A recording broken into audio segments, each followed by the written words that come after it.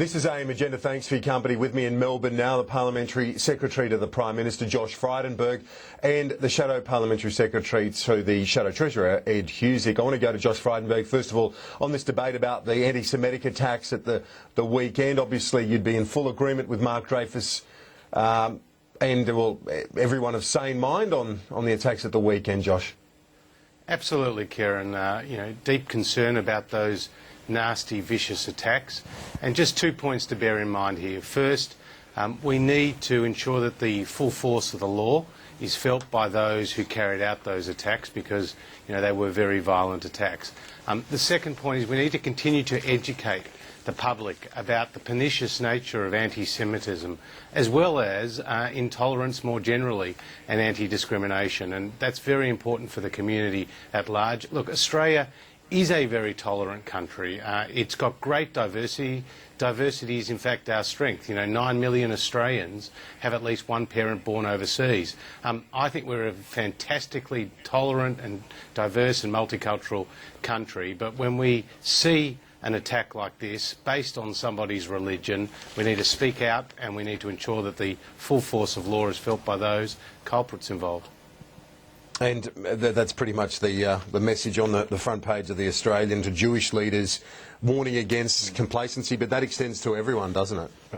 I think it does. I think the good thing about Australia is that these events have been far and few between, but the importance is for us to ensure that that record remains unblemished. And so we do need to, as people have said, speak out against anti-Semitism.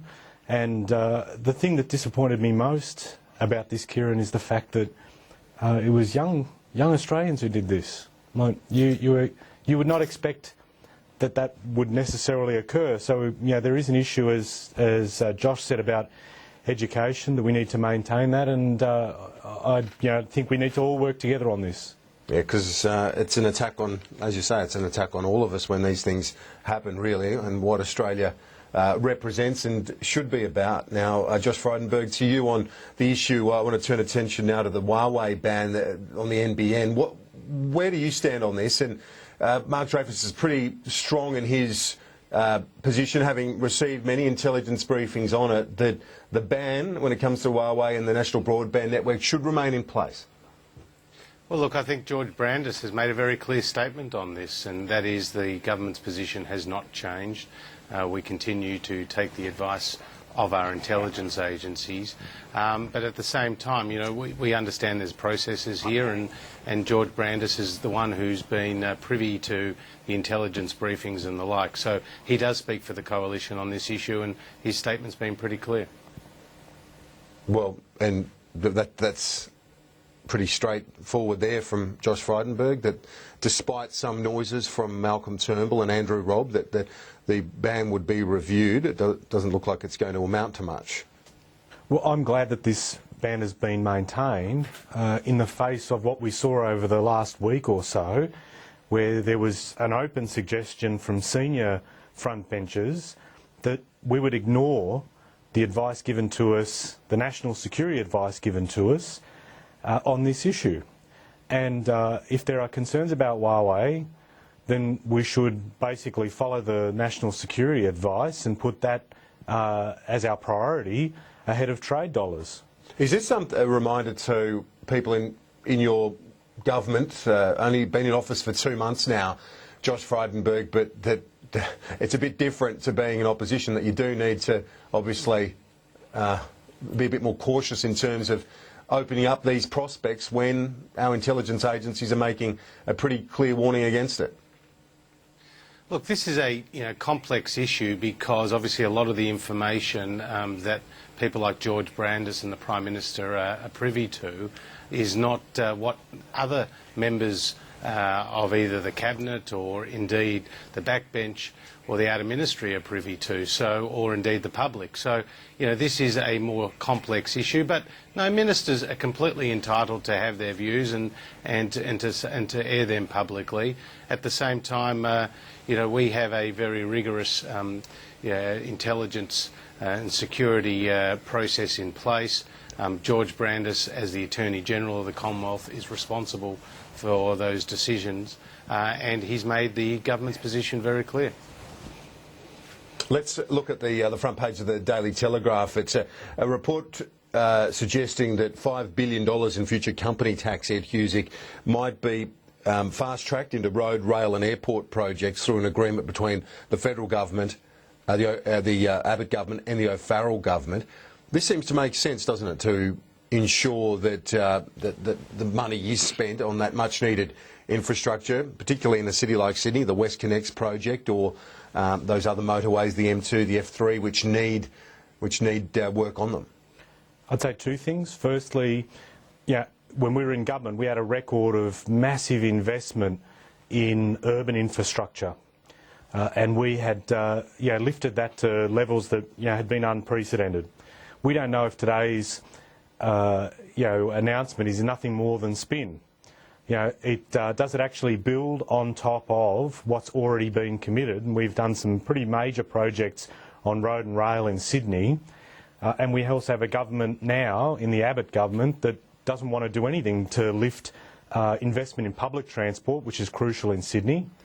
And the second thing that I've got an issue with is the fact that it's like an open cheque to the New South Wales government on WestConnex.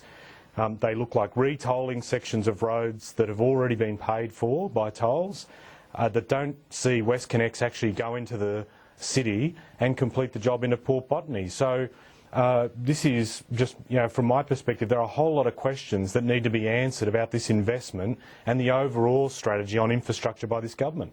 Josh Frydenberg, to direct you to some of those questions by Ed there, and I suppose the general theme of what the government's on about here, because we're hearing that there might be a debt component as well, that infrastructure bonds specifically for this purpose. Where is the government heading on this, particularly of such importance at the end of the mining boom? Well, let's put some facts on the table. The Labor Party was absolutely hopeless when it came to infrastructure. In fact, Bob Carr, ruled there for over a decade and did nothing to improve the quality of roads in New South Wales, and that was part of the reason why Labor was thumped at the state election in New South Wales, and one of the reasons why they've been thrown out federally as well. Tony Abbott's made it very clear, Kieran, he wants to be an infrastructure Prime Minister. We took into the election a number of roads projects right around the country, the Brisbane Motorway, WestConnex in Sydney, the East-West Link in Victoria, right around every state.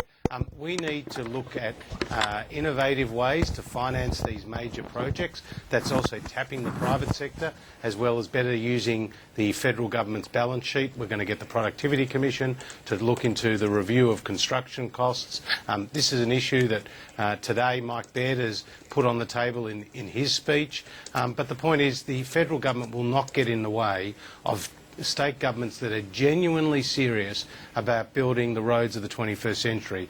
I welcome Barry O'Farrell's commitment in this area. I know, for example, in Victoria, our Premier here, Dennis Napthine's been very emphatic in his support for the East-West Link. I think what these state governments will find in Tony Abbott and Warren Truss and Jamie Briggs is a real commitment to work with them to actually build these roads of the 21st century.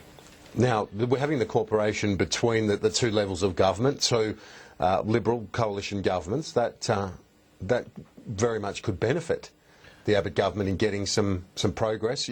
As a Sydney sider, you'd have to welcome that, wouldn't you? What I'd welcome is a serious attempt to actually put investment in infrastructure in Sydney by the Abbott government, not some spin that's been put on the front page of the newspaper today, which is also, as I can tell, tied to a requirement that the New South Wales government consider privatisation of its electricity assets to fund it. Now, you're either serious about liberating the movement of people in Sydney by a proper investment in infrastructure, or you're pursuing an ideological agenda. It shouldn't be both.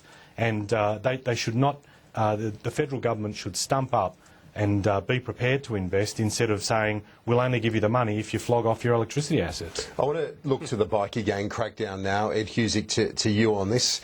This is a problem not just in Melbourne and the Gold Coast, but right across the nation. Why hasn't there been greater cooperation in the past? I know the Shadow Attorney General, former Attorney General Mark Dreyfus, was saying that there has been, but surely if there has been such a great sharing of communication between the federal police and the Commonwealth agencies, why are these gangs growing so quickly and conducting this sort of behaviour almost with impunity? In some areas there was great cooperation between levels of government, but we'd expressed frustrations, and you may recall Home Affairs Minister, or then Home Affairs Minister Jason Clare, trying to push for changes to the unexplained wealth laws and the system of being able to seize assets off particularly criminal elements and bikie gangs, where you couldn't explain how the source of that money and that wealth came from, and we'd been frustrated through the federal state attorney generals,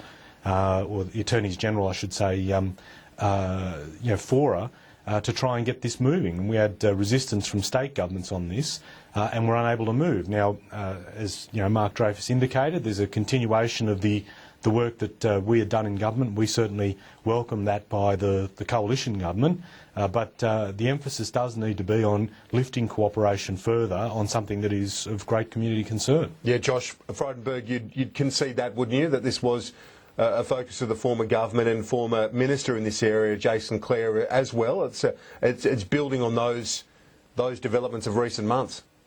Sure, I mean, we're certainly building on efforts in the past, and this issue, as Ed rightly said, is of great concern to the Australian people, because these bikie gangs have been involved in the trafficking of narcotics, the trafficking of firearms, prostitution rackets, vehicle theft, money laundering, the list goes on. And the only way you can appropriately deal with these bikie gangs across state borders is by a national lead and good state cooperation. So Michael Keenan is really running fast in this area, and his announcements today with Dennis Napthine follow in the vein of the other efforts we've been doing with other states, like with Queensland. And Queensland's a strike group to tackle the bikie problem was effective. Victoria is going to be adopting similar measures, bringing together law enforcement, intelligence agencies, other members from other organisations which are focused on tackling this type of crime. So good Josh levels of Frydenberg, cooperation, Kieran. We're out of time. Josh, thank you very much for your time this morning, and Ed Husick as well. Thanks, Great to see you. Great to be. A quick break on AM Agenda. We'll be back, and the Greens leader Christine Milne will join me shortly.